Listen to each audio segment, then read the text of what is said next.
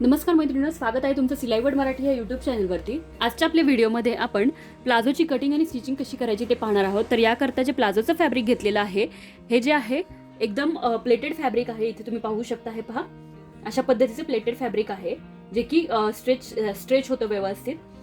तर हे फॅब्रिक मी 3 मीटर घेतलेलं आहे। यातून आपल्याला जेवढं प्लाझोसाठी लागेल तेवढं आपण यूज करणार आहोत। बाकीच्यामध्ये तुम्ही कुर्ती देखील बनवू शकता सेम पॅटर्नमध्ये, किंवा दुसरी प्लाझो देखील बनवू शकता। अशा पद्धतीने फॅब्रिक मी 4 फोल्ड करून घेतलेलं आहे। आता इथे मला जेवढं फॅब्रिक हवं होतं, सपोज हे फॅब्रिक जे आहे आपलं 3 मीटर आहे, त्यातून मला प्लाझोसाठी जेवढं फॅब्रिक आहे तेवढं मी घेतलेलं आहे।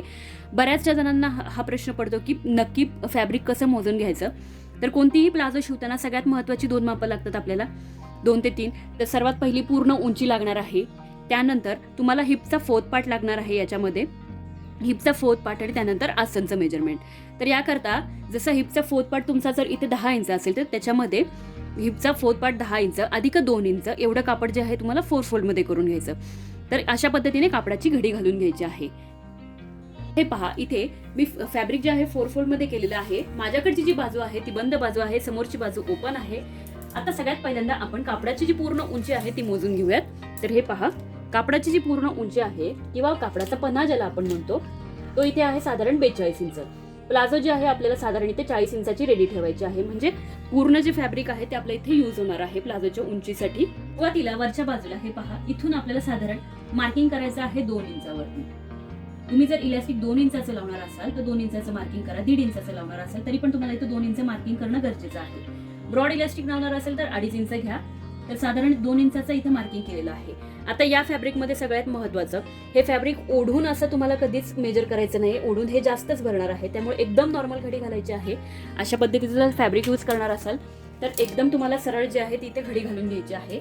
आता हे पहा, इथून तुम्हाला स्केलच्या यूजने एक सरळ रेष जी आहे ती आखून घ्यायची आहे। इथे साधी जी नॉर्मल स्केल आहे ती यूज करा। आता पूर्ण जी उंची आहे आपल्याला 40 इंचाची रेडी ठेवायची आहे।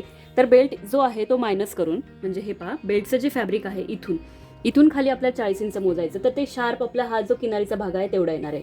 आता हे जे कापड आहे टोटली प्लेटेड फॅब्रिक आहे, त्यामुळे याचा जो बॉटम आहे फोल्ड नाही केला तरी चालेल, किंवा जर तुम्हाला फोल्ड करायचा असेल किंवा तर तुम्ही याच्यामध्ये एक्स्ट्रा फॅब्रिक किंवा बॉटमसाठी एक्स्ट्रा फॅब्रिक यूज करून तुम्ही फोल्ड करू शकता, किंवा वरच्या बाजूने जो बेल्ट आहे तो एक्स्ट्रा यूज करू शकता।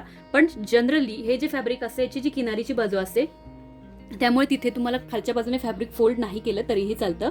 तर सुरुवातीला इथे आपण बेल्टचं मेजरमेंट घेतल्यानंतर इथे तुम्हाला घ्यायचं आहे तुमच्या हिपचा 4th पार्ट। तर हिपचं मेजरमेंट आहे, हिपचा 4th पार्ट आहे इथे 11 इंच। 11 इंच प्लस याच्यामध्ये आपण साधारण 2 इंच एक्स्ट्रा घेणार आहोत। हे पहा, अशा पद्धतीने 2 इंच आपण इथे एक्स्ट्रा घेतलेला आहे लुझिंगसाठी। टोटल किती घेतलं आपण इथे? 11 इंच अधिक 2 इंच, म्हणजे साधारण हे जे माप आलं आपलं 13 इंच आलेलं आहे। तिथूनच खाली आपल्याला इथून तुम्हाला घ्यायचं आहे क्रच एरियाचं मेजरमेंट। तर साधारण ह्या मेजरमेंटमध्ये किंवा या साईजमध्ये मी इथं क्रच एरियाचं मेजरमेंट जे आहे ते 13.5 इंच घेणार आहे। खूप मोठं आसन जे आहे 14-15 असं आसन जे आहे इथे घ्यायची गरज नाहीये। 14 इंचाचं आपण मार्किंग करायचं, 13.5 इंचाचं जे आसन आहे आपल्या इथे तयार व्हायला हवं। मार्किंग करून सरळ रेष जी आहे आपल्याला अशा पद्धतीने इथे आखून घ्यायची आहे। हे पहा, सरळ रेष आखून घेतलेली आहे आणि हे जे लाईन आहे पुढे एक्सटेंड करून घेतलेली आहे आपण। इथे ही लाईन एक्सटेंड करून घेतली, इथे आपल्याला जे आकार देऊन द्यायचा आहे। हे पहा, अशा पद्धतीने जो आहे आपल्याला जे आकार द्यायचा आहे। आणि हे फॅब्रिक जे आहे ते स्ट्रेच होणार आहे, त्यामुळे काही प्रॉब्लेम नाही। तुम्ही अगदी काटेकोर व्यवस्थित परफेक्ट मेजरमेंट घेतलं तरीही प्लाझो जे आहे खूप कम्फर्टेबल बसणार आहे। तर हे पहा, अशा पद्धतीने जे आकार देऊन घेतला। आता आपण बॉटमकडे जाऊयात। तर बॉटमकडे किती मेजरमेंट घ्यायचं आहे तुम्हाला? तर इथे जर तुम्हाला घेर जास्त हवा असेल तर तुम्ही इथे 13 इंचावरती मार्किंग केलं तरी चालेल। घेर कमी हवा असेल तर 12 इंचावरती मार्किंग करा। तर आता आपण इथे हे पहा, अशा पद्धतीने टोटल फॅब्रिक बघूयात किती आहे। तर हे 14.5 इंच 4 फोल्ड फॅब्रिक आहे। इथे बॉटमसाठी आपण इथे मार्किंग करणार आहोत, बॉटमसाठी 13 इंचावरती, शार्प 13 इंचावरती आपण एक पॉईंट जो आहे इथे घ्यायचा आहे। आणि प्लस त्यामध्ये आपण 1 इंच जे आहे सीम अलाउन्स घेणार आहोत, फक्त 1 इंच सीम अलाउन्स इथे घेणार आहोत, त्याच्यापेक्षा जास्त घ्यायची नाहीये प्लाझोमध्ये। त्यानंतर आता हे पहा, ही जी आहे लेग कर्व स्केल आहे। कोणत्याही प्लाझोची किंवा जी नॅरो पॅन्ट जो म्हणू शकता त्याची कटिंग करायची असेल तर तुम्हाला ही कर्व स्केल जी आहे ती गरजेची आहे।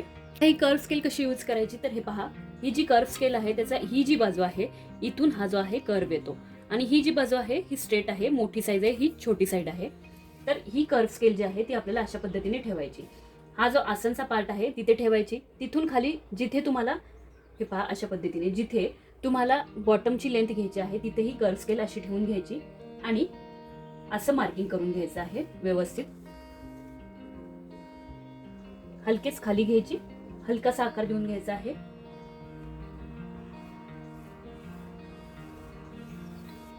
तर हे पहा, हे झालं प्लाझोचं मार्किंग. जशी मार्किंग केली आहे त्या पद्धतीने आपल्याला कटिंग करून घ्यायची आहे. ॲज इट इज आपण कटिंग करून घेणार आहोत सेम. प्लाझोची जी आहे आपली कटिंग झालेली आहे. इथे तुम्ही पाहू शकता ही जी आहे प्लाझोची उलटी साईड आहे. आता ही जी प्लाझो आहे आपण सरळ बाजूला करून घेऊया. म्हणजे ही जी आहे आतली बाजू आहे. आता ही पूर्ण ओपन करून दाखवते मी तुम्हाला. पहा, ही जी आहे सरळ बाजू आहे. तर असा काहीसा लुक जो आहे ह्या प्लाझोचा दिसणार आहे. हा जो पार्ट आहे पूर्ण जॉईंट होईल आपला. त्याचबरोबर वरच्या बाजूने पण आपण इथे इलॅस्टिक लावणार आहोत. तर खूप छान अशी सुंदर आपली प्लाझो जी आहे तयार होणार आहे. आता आपण याच्या स्टिचिंगकडे वळूयात. तर इथे जे आहे दोन्ही मेन फॅब्रिक मी एकावर एक ठेवून घेतलेले आहे. हे पहा, ही जी सरळ बाजू आहे या सरळ बाजूवरती ही सरळ बाजू इथे व्यवस्थित ठेवून घेतलेली आहे. त्यानंतर आता आपल्याला आसनचं जे पार्ट आहे दोन्ही आसनचे पार्ट स्टिच करून घ्यायचे आहेत. आधी आपण दोन्ही आसन पार्ट जे आहे जॉईन करून घेऊया. दोन्ही आसनचे पार्ट जे आहेत ते आपण स्टिच करून घेतलेले आहेत. आता प्लाझो जी आहे ती आपल्याला अशा पद्धतीने ठेवून घ्यायची आहे व्यवस्थित. म्हणजे दोन्ही लेग पार्ट्स जे आहेत आपले सेपरेट होतील. तर हे पहा, या अशा पद्धतीने आपण स्टिच करून घेतलेलं आहे. इथे तुम्हाला व्यवस्थित ओव्हरलॉक करून घ्यायचं आहे किंवा पिको मशीन असेल तुमच्याकडे किंवा झिगझॅगची जी स्टिच असेल त्याने आपल्याला इथे स्टिच करून घ्यायचं आहे.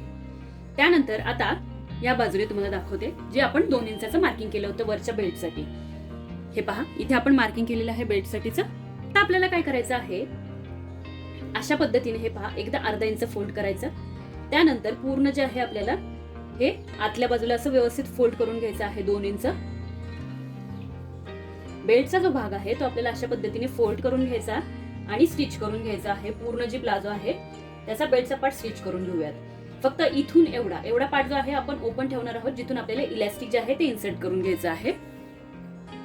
बेल्ट व्यवस्थित आपण फोल्ड करून घेतलेला आहे आतल्या बाजूने, एवढा पार्ट ओपन ठेवलेला आहे. आता इथून जे आहे आपल्याला इलॅस्टिक इन्सर्ट करायचं आहे सेफ्टी पिनच्या हेल्पने.